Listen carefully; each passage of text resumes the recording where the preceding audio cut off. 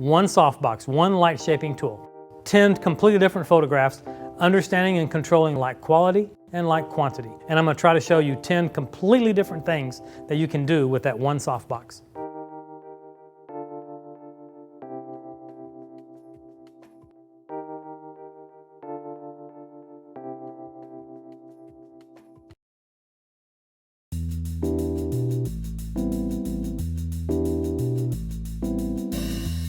You know, so much about photography is understanding control of highlights and shadows. And if you can learn those two things, along with light quality and light quantity, then everything else is pretty easy.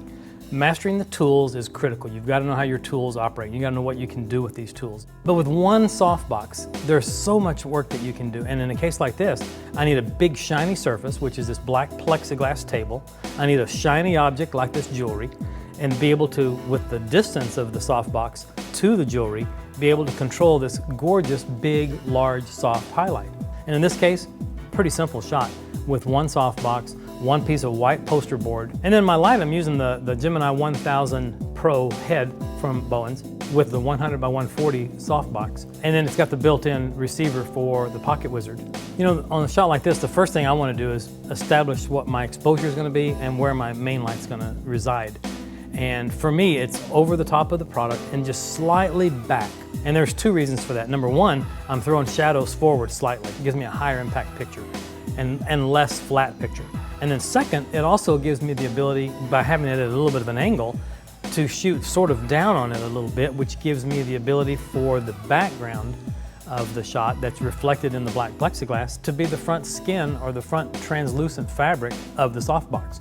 So I'm lighting my product and I'm creating a background at the same time with the one softbox. So it works beautifully. That's the toughest part, is getting that third dimension set up.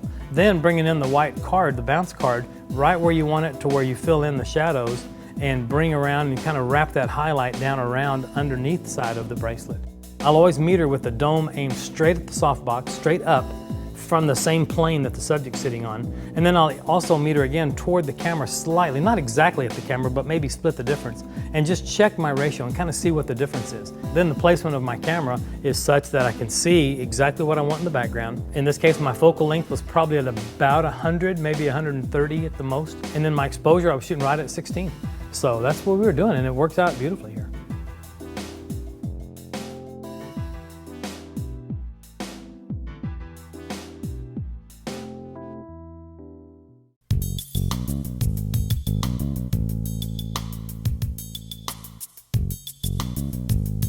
You've got two options when you do sort of a profile kind of a light.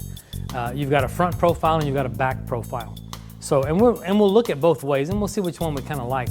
What's interesting about this is I'm going to take a measurement and the light's going to be slightly past her coming back towards the camera, but very, very slightly. But there's an interesting thing that happens because of the angle, and that is if the meter reading says, I don't know, if it says 11, if I shoot at 11, it's going to be too bright. If I'm with the light coming into her face this way and measure f11, if I shoot at f11, and she looks like she's supposed to look. But if the light's kind of behind her, coming back toward the camera, and I measure to the light, that light's going to be a little bit brighter. So I always close down -1 stop from whatever the meter says. You'll find out that it just gives you a much, much cleaner, richer exposure. And this is a look that's really, really popular. And again, this is a great look for traditional portrait work, for photographing children, for photographing brides. This is great for fashion. This is good for everything. And it requires one light. And it's really a nice light source.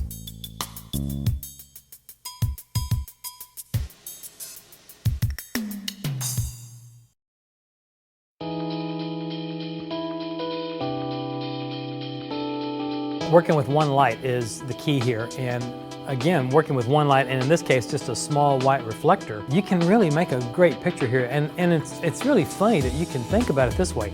You can make a living with one light and one reflector. You can do amazing things with one light if you understand how that one light works, and that's what this whole series is about, being able to find all the unique things that you can do. This is just a typical beauty shot where I've got my main light up high, directly in line with the subject's nose. I don't want there to be a shadow going left or right from her nose. I want the shadow going straight down. So basically that light is directly in line with my lens and up at a 45 or so, and then that white reflector down below is just catching that and filling in the lower spots under the nose, under the chin, and under the eyes. It's that simple. But then I've got a smooth white wall, that's my background, that goes into a dark gray because I'm not lighting it. And it looks great. This is a picture that you can sell all day long, and it's not a very difficult picture. This is not about the difficulty level. It's about thinking it through as one of the options. And this is just another tool that goes in your back pocket. You can run into an executive's office and do the same picture on location and be out of somebody's office in 20 minutes. And that's what it's all about. If you have a home studio and you're working by yourself in particular and you don't have a lot of gear, this is an ideal setup because you don't have to have a lot of ceiling height. I just need to get above the model's nose with my light source. And I can bump up against the ceiling in a home studio and be fine. It doesn't require a lot of space. And that's the beauty of this. It requires a little bit of thinking. I just need some room to move and some distance between her and the background. The quality of this light is really, really flattering, and what it does, it really does smooth out imperfections in the skin. It does a great job with kind of enhancing cheekbones a little bit. The smaller the source, the more chiseled they become. Gabby's got great cheeks. She's got big, round, fun cheeks. And this light does a really nice job. It catches little highlights on her cheeks. But because of the size of the source, those highlights have detail and they're not blown out, they're not shiny looking. And that's the beauty of understanding size of source relative to its distance, because it does keep those highlights under control.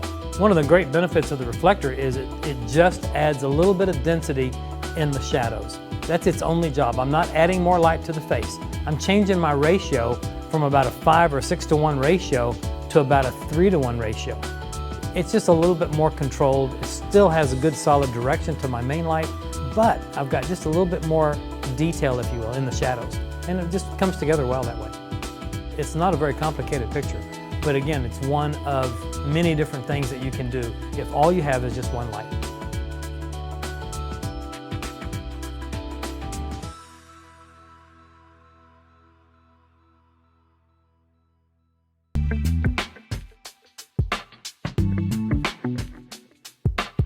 You know, again, simplicity is the name here, and we're doing one light portrait. We're doing all these multiple things that's possible with one light. And so one of the things that I've noticed over the years is that there's more and more movie posters being done with what we used to call monster lighting. Lighting from below, lighting like stage lighting used to be, where the footlights across the front of a stage would underlight the actors. And we used to always joke and say you would never use monster lighting except in 2 instances. One is photographing someone on stage, and 2, photographing someone sitting in front of a fireplace. Those are the only 2 places where this underlight really are appropriate. But I'm seeing these movie posters over and over, and I'm thinking there's something here. So I started toying around with this a little bit, and I found that there is an angle on the face that looks really, really good when the light is down below coming up. So again, it's just another variation of the theme here, and it's one light, one softbox down on the ground, lighting right up underneath her face. And I'm going to have my model bend forward very slightly and just work her neck and work her chin forward and do this below light. And you're going to be surprised at how great it looks.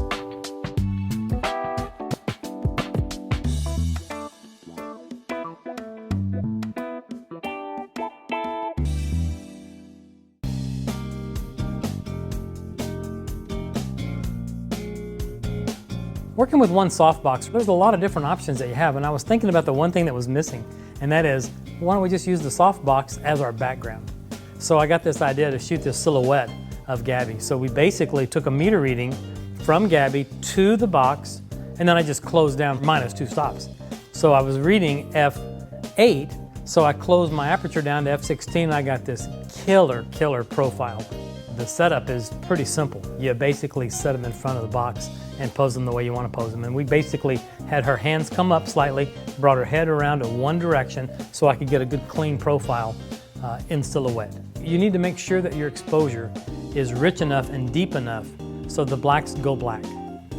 And in doing that, that also sort of assures that all the little small fibers and hairs aren't going to be eaten up with the exposure. You've seen pictures that there's lights too bright from behind. Some people used to call that blowback. And that blowback will eat into the fibers of hair, and you'll lose detail in hair along the edges of ears and things, and different things that just kind of lose the contrast in the details. But if you can close down from that, at -2, I'm still getting a good crisp black, and I'm getting a good clean white still. And all the detail is in her hair. You want a good clean neckline, and you want good clean hairline, and if their clothes are bulky and not form-fitting, it's going to be a lesser picture than it could be. You got to learn to play those distances and make sure that exposure is dead on. We got this cool picture. I ended up shooting it at about a 200 millimeter focal length, so that gave me that lens perspective to keep her within the edge of the box. So it worked out beautifully, and it was a great exposure and a great capture. Pretty simple shot, but one that really has a lot of high impact.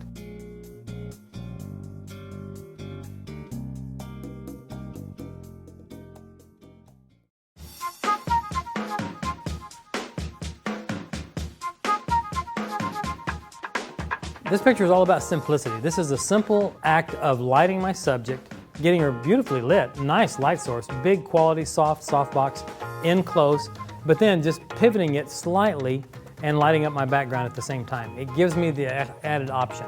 It's real simple. Spin it past a little bit, look at it and see if you like it. If you've got a background that's going a little dark and you don't have a second light, this is a simple way to do it. Just rotate that, let her go within the softbox's area. She's basically second shot now. She's forward a little bit of the box, and the back half of the box is light in the background. It's real simple, and as long as I keep her lit about the same amount of the box, my exposure doesn't change. So the first shot I did, she's lit where the background is not lit. She's in the back third of the box. Well, in the last shot, she's in the front third of the box. So the exposure is exactly the same on her. But in the second shot, the background just appears to be about a stop and a half brighter. And that's all it is. It's real simple, but it's a way of adding a little bit of density in your backgrounds. For this shot, my light stand, my main light stand, is about 10 feet away from the wall, from that white wall in the background. So with no light on it, it goes into a dark gray. But by pivoting that light around, lighting half of her with it and the other half to the background, that background density starts coming brighter and brighter and brighter. So at 10 feet, I've got nice good density as long as I'm getting about half of that softbox lighting the wall. It's real simple to make it go darker by just pivoting that light back toward her again. The trick here is to keep her eyes and keep her face worked back into the light. So often you want to turn your subject's shoulders away from the light and bring their head back.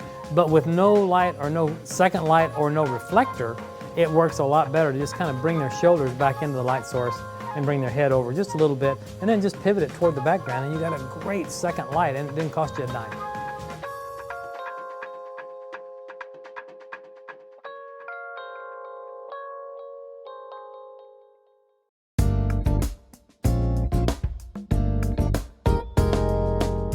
In this shot, what I wanted to do was make our softbox a pretty deep distance away from the subject, but I still wanted the softness. So all I did was put a 6 foot by 6 foot translucent silk in front of the softbox, and it's probably 5 or 6 feet ahead of my softbox, maybe 7 feet. Once that silk is in place, everything changes. The light quality just changed dramatically to a very large source, almost like a big bay window in your home. It's really a great source, and as you open up for the loss of light from the density of that second layer of fabric, it makes your background shift brighter as well. So everything gets a little bit brighter, and it really cleans up the shot really nicely. You know, I teach a lot of lighting workshops, and students ask me all the time, I can only buy one light, what should I buy? And my answer is almost always the same: buy the biggest thing you can afford in light shaping, because you can always make it smaller by blocking some of it off or by backing it up. But you can't make it any bigger than it actually is. So this gives me the ability to make it bigger than it actually is. There's a remarkable difference between before and after with the softbox by itself at 10 or 12 feet versus when we drop in the 6 foot by 6 foot silk.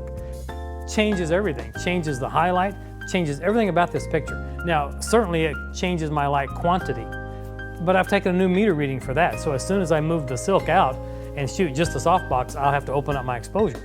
So if you are working in a small studio especially, it's real easy to get a high key. Just make your light source bigger and bigger and bigger, or add another layer of fabric. There is another way to do this if you don't have a 6 by 6 foot silk or a piece of translucent fabric that big. Get a sheet, grab a king size or a queen size sheet, but make sure it's white, and stretch it across in front of your softbox, but not right against the softbox. It's got to have some distance. So make it 2, 3, 4, 5 feet in front of your softbox and let it drive through that fabric, and you've done it. You've done the same thing that I've done right here.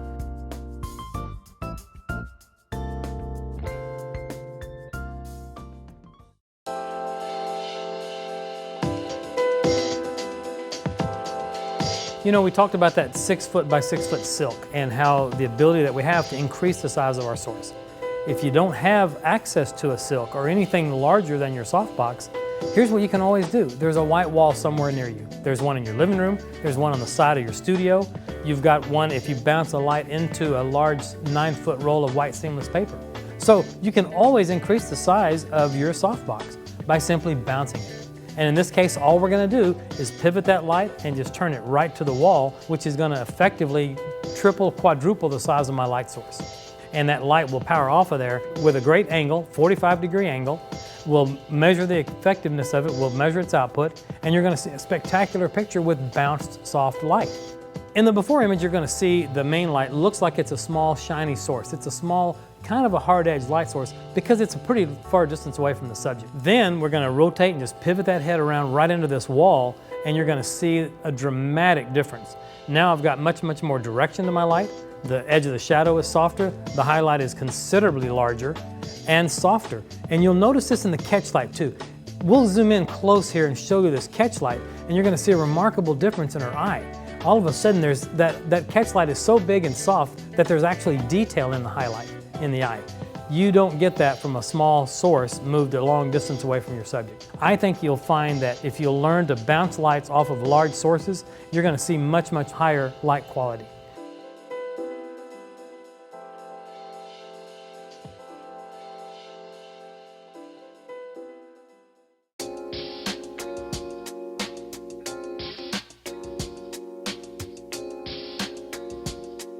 One light, one softbox, and I've got to photograph a wine bottle, glass of wine, and make it sort of a beauty shot.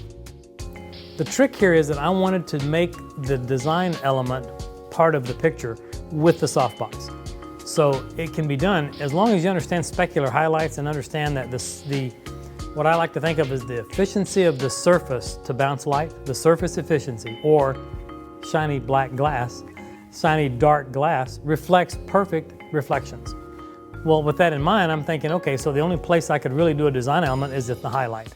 So we just took black gaffer's tape and we just made a window by taping the front of the box and reflecting that into the wine bottle.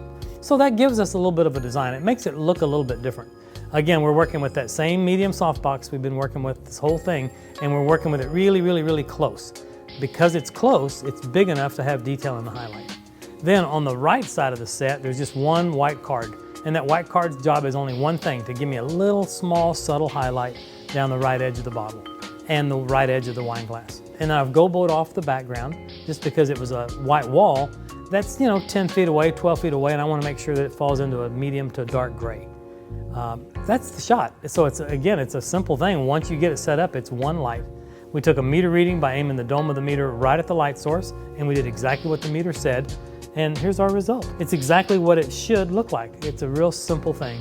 But again, one light setup is simple as long as you understand the concepts of working with one light.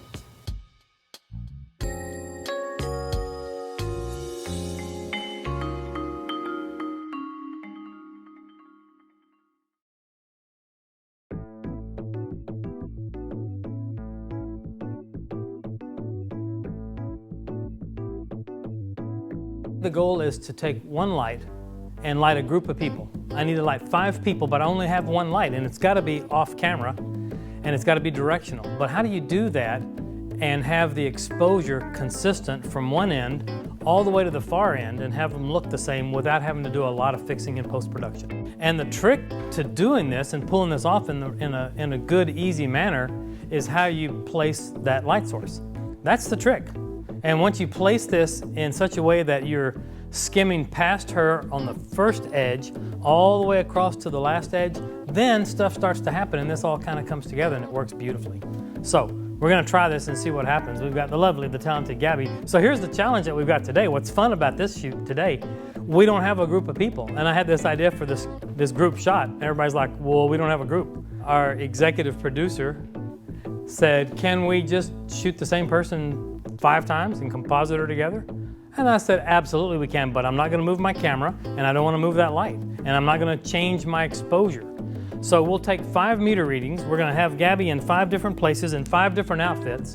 And I'm just gonna check and make sure that she is the same exposure all the way across. Now I see composited pictures of cheerleaders, of football players, of high school seniors. You see composited pictures all the time, but they're bringing the model back to the same place every time. I'm gonna move her in different places all this time, but all the exposure is gonna be consistent all the way across this row.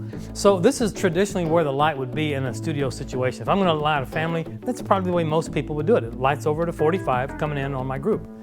But in this kind of a thing where I'm gonna have everybody lined up here, that position with only one light to my name, it's gonna miss. The exposure on her is gonna be at least a stop and a half hotter than it is on that end. So what I'm talking about doing today is basically turning my light source horizontal. Then I'm gonna rotate and just pivot it. And I'm just gonna keep going and keep going and keep going until it looks like it absolutely misses Gabby completely. Now it doesn't even look like it's gonna hit her. But she's gonna get plenty of light, and this is the thing that people miss. It's like, wait, it's not even aimed at her. Yes, it is. There's a sliver of light that I'm seeing that's this wide, so it's almost 2 feet wide that it's coming out. And the inside silver lining of this softbox is 45 degree, is sending light this direction. So by the time now I take my meter readings here, here, here, and here for all of Gabby's sisters with her, now I've got an even exposure all the way across. And that's the beauty of this. And this saves everybody lots and lots and lots of time in post-production. And that's what it's all about. So let's take a couple of pictures.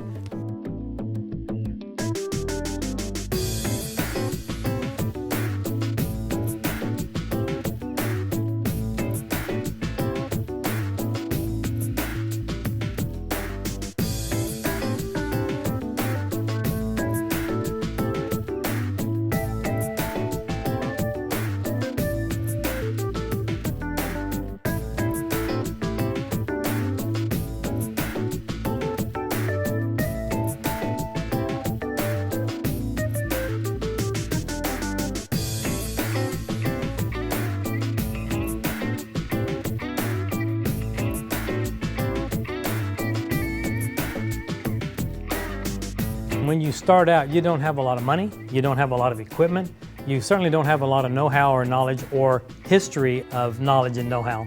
And so what you do is you start practicing and practicing and practicing. What we tried to do with this is create a lot of different looks, 10 different looks with one tool. And guess what? They're all professional looking images. They're images that you could sell to clients. They're images that you can make money from and put this work on your website and get you more work. Folks, with one softbox, you can make a lot of money in your career.